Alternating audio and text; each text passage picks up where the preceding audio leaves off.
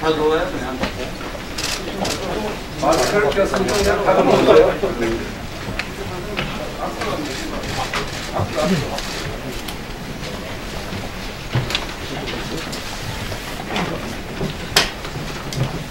저희 9명까지 가능하십니다.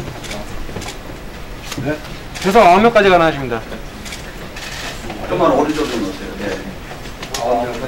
의원님 제외하고 배석은 외부인 9명까지 가능하십니다. 네. 나도 하나 줘요. 나도 하나. 거기 하나 줘. 이렇게 나무 하나 있으면 줘봐요.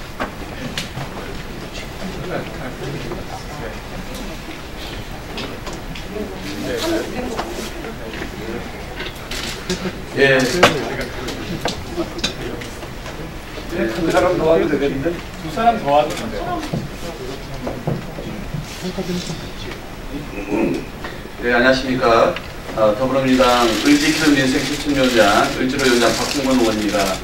오늘은 청년들과 또 주거 문제에 있어서 의뢰에 위치해 있는 이 청년 무주택자들이 우리 더불어민주당의 집단으로 입당하고 또 그중에 비례대표 출마를 또 선언하기 위해서 이 자리에 소개원으로서 함께 섰습니다. 함께 하신 분 왼쪽에 초대 을지로위원장을 맡으셨고 원내대표를 지내신 우원식 의원님 함께 참석하셨고요.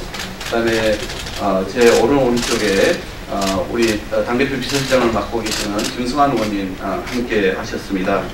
그리고 오늘 그동안 이제 청년 주거권 문제를 가지고 청년들의 목소리를 가장 왕성하게 또 지속적으로 내온 민달팽이 유니온 그 대표 출신이죠. 또 청년 서울 청년 네트워크 운영위원장으로 지낸 우리 권지웅 전 위원장도 함께 하셨습니다. 그러면 그리고 또 우리 오늘 함께 입당하고 또 집 없는 청년들을 그의 목소리를 대변하기 위해서 여러 청년 당사자들이 함께 이 자리에 참석을 했습니다. 오늘 이 집 없는 권지웅 전 민달팽이 유니온 위원장을 포함해서 105명의 청년들이 더불어민주당에 입당을 합니다. 오늘 우리 당에 입당한 청년들은 그간 민달팽이 유니온, 청년주거권 네트워크 등 시민사회 단체에서 미래세대의 주거문제 해결을 위해 오랫동안 활동해 왔습니다. 특히 주거기본법상 청년 지원 항목을 포함하고 청년기본법 제정에 앞장서면서 집 없는 청년들의 눈물을 닦기 위해서 가장 열심히 활동해온 분들입니다. 더불어민주당 을지로 위원장으로서 청년 민생 전문가들의 입당을 진심으로 환영합니다. 당은 이번 총선 공약을 통해 밝힌 바대로 미래 세대의 주거 문제 해결을 위해서 적극적으로 노력을 할 것입니다. 권지웅 전 위원장을 비롯한 청년 민생 문제 전문가들의 입당으로 우리 당의 청년 정책 역량이 한층 더 두터워질 것을 기대하고 또 청년들이 주거 문제에 실질적 진전을 이루는 그런 계기가 되기를 바라겠습니다. 그러면 우선 입당의 환영사를 전 원내대표를 지내신 우원식 의원께서 해주시고 입당에 대한 입당자를 대표해서 우리 권지웅 전 위원장이 발언과 함께 또 출마의 선언의 변을 함께 하도록 하겠습니다.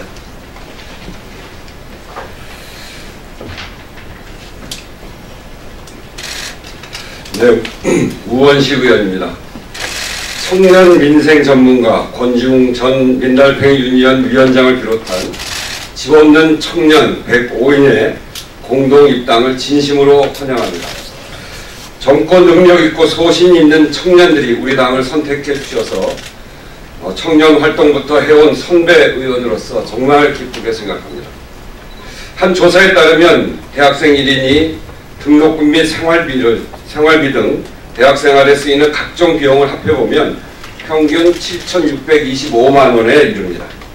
취업 후 생활비 등을 제하고 조금씩 갚아갈 경우에 총 21년이 걸린다고 합니다. 그중 대부분은 주거비용입니다. 기숙사 생활을 하는 타지 유학생은 4,806만 원, 자취하는 유학생은 5,391만 원이 든답니다. 턱없이 높은 교육비, 생활비에 숨막히는 것은 비단 청년뿐만이 아닙니다. 경제적으로 완전히 독립하지 못한 그 자녀의 비용은 대부분 부모의 부담입니다. 즉, 청년의 민생 문제는 특정 세대를 넘어서 우리 국민 모두의 어려움입니다. 이를 유능하고 슬기롭게 풀어내기 위해서는 무엇보다 이 문제를 끊임없이 고민하고 부닥쳐온, 그러면서 노력해온 그 당사자로서의 경험이 매우 필요합니다. 이제 국회에도 당사자로서 청년의 먹고 사는 문제를 해결할 주인공들이 필요합니다. 오늘 입당하는 권지웅 전 위원장을 비롯한 105명의 청년들은 대학에서는 등록금과 기숙사비 문제를, 대학을 나와서는 집이 없어 서러운 민달팽이 청년들의 힘을 모아 청년 주거 운동을 펼쳐왔습니다. 그들이 만든 민달팽이 유니언 등 청년 민생 단체들은 집없는 청년들의 모임을 넘어서 미래 세대의 주거권 문제를 놓고 실질적인 대안을 제시하는 주인공이 되었습니다. 저는 을지로위원회 활동을 하면서 이 청년들의 활약을 곁에서 줄곧 지켜봐 왔습니다. 대한민국 청년들의 먹고 사는 문제를 이 친구들보다 더 잘 이해하는 사람은 없을 것이다 라고 감히 자신 있게 말씀드립니다. 당사자 청년으로서 미래 세대를 위해 일해보겠다는 권지웅과 그의 친구들을 보니 참으로 든든합니다. 이들의 도전이 우리 정치사의 멋진 장면으로 기억되기를 희망합니다. 좌냐 우냐를 떠나서 아래로, 민생으로 오직 청년들의 먹고 사는 문제만을 생각하는 훌륭한 청년 정치인이 되기를 기대하고 저희도 열심히 돕겠습니다. 여기 계신 105인의 권지웅 위원장을 비롯한 105인의 청년, 집 없는 청년들의 입당을 다시 한번 진심으로 축하합니다. 네. 그러면 당사자를 대표해서 권지웅 전 위원장의 입당을 맞이한 입장과 함께 또 비례대표 후보로 도전하기 위한 출마의 선언을 듣는 시간을 갖겠습니다. 우리도 박수 한번 치세요.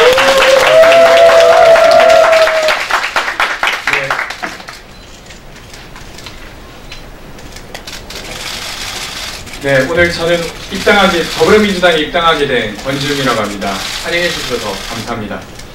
입당사를 시작하도록 하겠습니다. 여기 계신 분들은 혹시 엘사라는 말을 아십니까? LH에 사는 사람을 폄하하는 오직 대한민국에서만 쓰이는 말입니다. 저는 한국 사회에서만 쓰이는 이 엘사에 대한 이야기로 시작해보려 합니다. 임대주택에 들어갈 기회가 생겼지만 주저하는 한 청년이 있습니다. 그는 높은 경쟁률을 뚫고 그렇게 바라던 임대주택에 당첨되었지만 정작 들어가려 하니 아이가 엘사라 놀림받을까 마음에 걸립니다. 어린아이들의 놀림이야 어딜 가나 있는 것이지만 그가 특히 미안했던 것은 아이가 겪을 그 놀림이 단순한 놀림이 아니라 어른이 되어 겪게 될 길고 긴 차별과 모멸을 벌써 시작하는 게 아닐까 하는 마음 때문일 겁니다. 엘사란 말은 한국 사회에서 주택 소유자와 세입자의 처지가 얼마나 분명하게 구분되는지 초등학교 교실에서조차 보여지는 말입니다. 자신의 아이가 그 말을 듣는 모습을 생각하면 어떤 부모인들 마음 아프지 않을까요? 안타깝게도 이 이야기는 특수한 이야기가 아닙니다. 세입자로 살아가는 45%, 대한민국 국민 절반에 관한 이야기입니다. 세입자로 겪는 차별과 모멸은 단순히 감정적 불행이 아닙니다. 그것은 구조적 불평등입니다. 입주자임에도 입주자 회의의 구성원이 될 수 없고 세입자는 인간의 기본적인 권리인 주거 계획조차 세우기가 어렵습니다. 불법 건축물이 버젓이 공인중개소에서 홍보되고 분양주택은 되지만 세입자가 살 주택은 지역 주민들의 반대로 지어지지 못합니다. 엘사는 바로 그 차별받는 45%의 다른 이름입니다. 이제껏 우리 사회는 집을 사야만 주거안정을 보장받을 수 있었습니다. 월급 34만 원을 모아서 5년짜리 주공아파트를 거쳐 6년째 내 집을 샀던 부모님의 삶은 82년을 저축해야만 가까스로 집을 살 수 있는 오늘날의 사람들에게 너무나 먼 이야기입니다. 집을 사는 것이 점점 더 어려워지고 있습니다. 지난 35년간 자기 집에 사는 사람들의 비율은 단 1%도 늘지 않았습니다. 그렇다면 이제 집을 사게 하는 사회가 아니라 집을 사지 않아도 안전한 사회를 만들어야 됩니다. 집을 사고자 하는 욕망을 부정하자는 것이 아닙니다. 월세에서 전세, 전세에서 자가라는 계층화된 시각에서 벗어나자는 것입니다. 어떤 주거 형태든 모멸당하지 않고 삶의 주거 계획을 꾸릴 수 있게 하며 그 자체로 충분하고 안전한 사회로 나아가자는 것입니다. 세입자는 더 이상 미안의 존재가 되어서는 안 됩니다. 집을 사지 못한 사람이 아니라 빌려 쓰는 사람이라고 분명히 명명되어야 합니다. 이는 국민 절반이 자신의 이름과 지위를 되찾는 일이기도 합니다. 저는 부모님 세대가 그간의 이뤄온 삶의 기준과 노력을 부정하고 싶지는 않습니다. 그 역시 개인의 욕망만이 아니라 자녀에게 건강하고 안전한 삶을 물려주고자 했던 최선의 노력이라고 저는 생각하고 있습니다. 하지만 사회가 달라졌습니다. 미래 세대를 위한 가장 좋은 유산은 값비싼 집이 아니라 모든 주거 형태가 존중받는 사회, 그것 자체라고 생각합니다. 저는 현 정부의 주거 정책에도 부족한 점이 있다고 생각합니다. 그러나 동시에 집 없는 사람들을 위한 노력과 존중도 그 속에 포함되어 있습니다. 그러기에 이런 노력들이 국민들에게 가다할 수 있도록 성공하는 것이 너무나 절실합니다. 하지만 오랫동안 대물림되어 온 불안, 그리고 함께 사는 삶에 대한 사회적 합의의 부재로 이것이 가로막혀 있는 것 같습니다. 저는 이 가로막혀 있는 것을 걷어내고 싶습니다. 문재인 정부는 주거복지 로드맵을 최초로 수립한 정부이기도 합니다. 저는 이것을 실패시키지 않고 성공시켜 주거로 인해 괴로움을 겪고 있는 사람들의 삶을 나아지게 하고 싶습니다. 그리고 더 나아가 이것이 새로운 사회의 기준을 구축할 초석이 되게 하고 싶습니다. 저는 집 없는 사람으로 살아왔습니다. 그리고 집 없는 사람들의 동반자로서 이제껏 현장에서 국민의 손을 맞잡아 왔습니다. 이제는 조금 다른 길 위에서 그 역할을 하고자 합니다.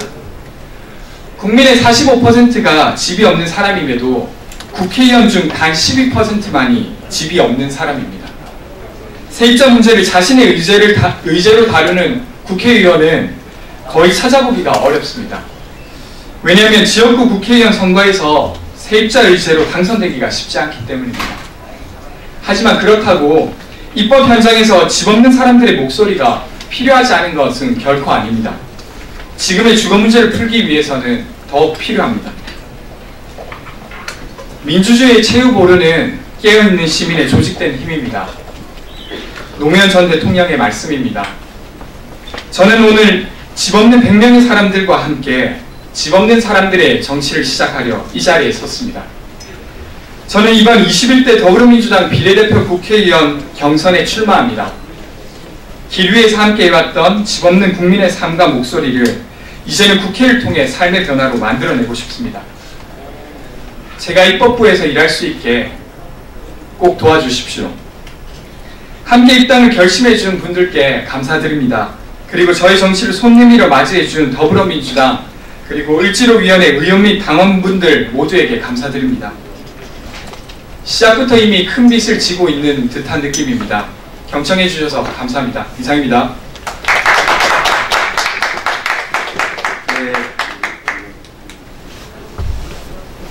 네, 오늘 우리 윤호중 사무총장 그리고 재윤경 의원도 함께 좀 참석을 하려고 있습니다만은 회의가 갑자기 잡히거나 좀 부득이한 사정이 생겨서 함께 하지 못했던 말씀을 좀 드리겠습니다.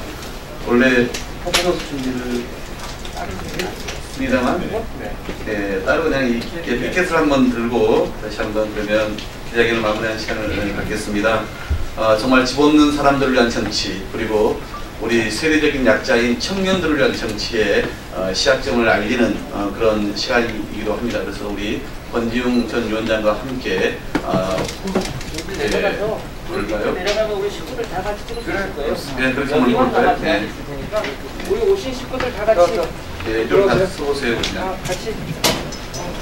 좀 최대한 뒤쪽으로 해야 사진이 나옵니다. 교수님들 반발장만 더 뒤로 반발장. 다 같이 한 장 찍읍시다. 조금만 뒤로. 아니, 이걸 흔들어, 이걸. 그만 들어. 이렇게 말 제목이 하면 좋을 것 같아요, 다들. 아, 얼굴이 보여야 되는구나. 구호는 못 외치도록 얘기가 되어 있으니까요. 그냥 그래도 화이팅 한번 할까요?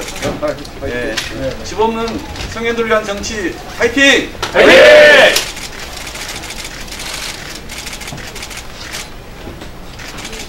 을을 위한 정치도 한번 하겠습니다. 제가 한번 해보고 싶습니다. 을들을 위한 정치 화이팅! 예, 기자회견 모두 마치겠습니다. 고맙습니다.